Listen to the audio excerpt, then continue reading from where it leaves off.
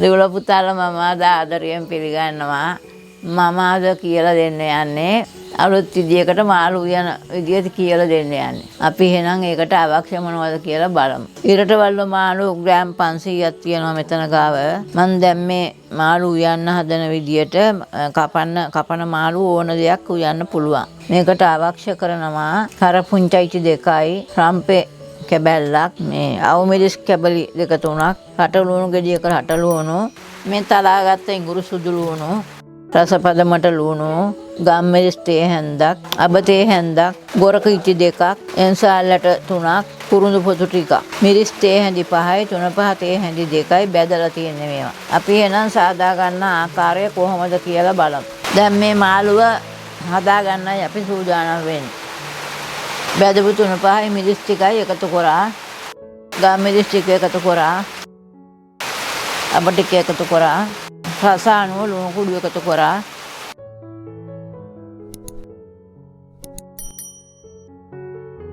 දැන් මේ මාළු ටික හොඳට 3-5 මිරිස් එක්ක කවලම් කරගන්නවා.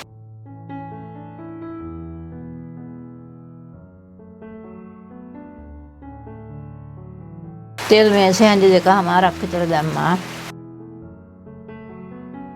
ඉඟුරු සුදු ලුණු දානවා තෙලට.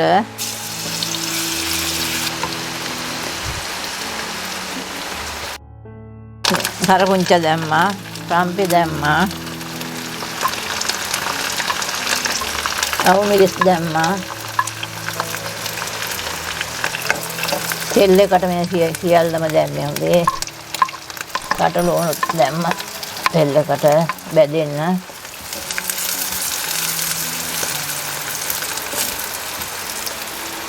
ගොරක, එන්සාල්, කුරුඳු පොතු සියල්ලම දානවා දැන්.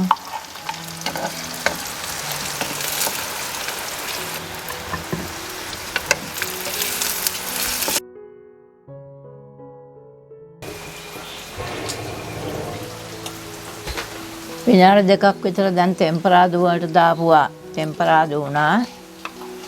දැන් මාළු ටික එකතු කරගන්න.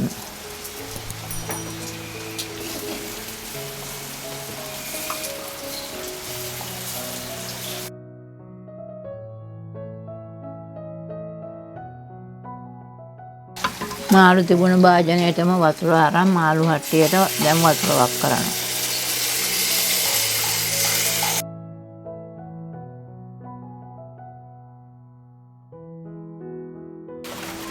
මාළු ටික වැහෙන ප්‍රමාණයටම දාන්න වතුර තැම්බෙන්න.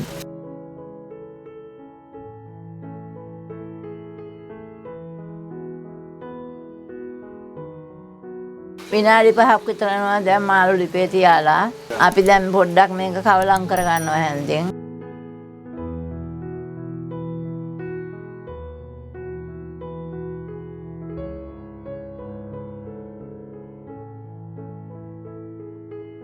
මාළුව මේ විදියට ඉව්වහම ඕගොල්ලන්ට ඉස්ම ගතිය වගේ ඕන නම් මේ ගානට බා ගන්න. ඊට වැඩියෙන් හිඳෙන්න ඕන නම් තව ටිකක් හිඳෙන්න ආරිය. මේ විදියට හදාගත්තන් පස්සේ මාළු ටික වේල් 3-4ක් කන්න පුළුවන්. ඉස්ම ටිකක් එක්ක වුණත් කන්න පුළුවන්. දැන් මාළු එක ලිපේ තියාලා විනාඩි 20ක් විතර වෙනවා. අපි දැන් බා ගන්නවා.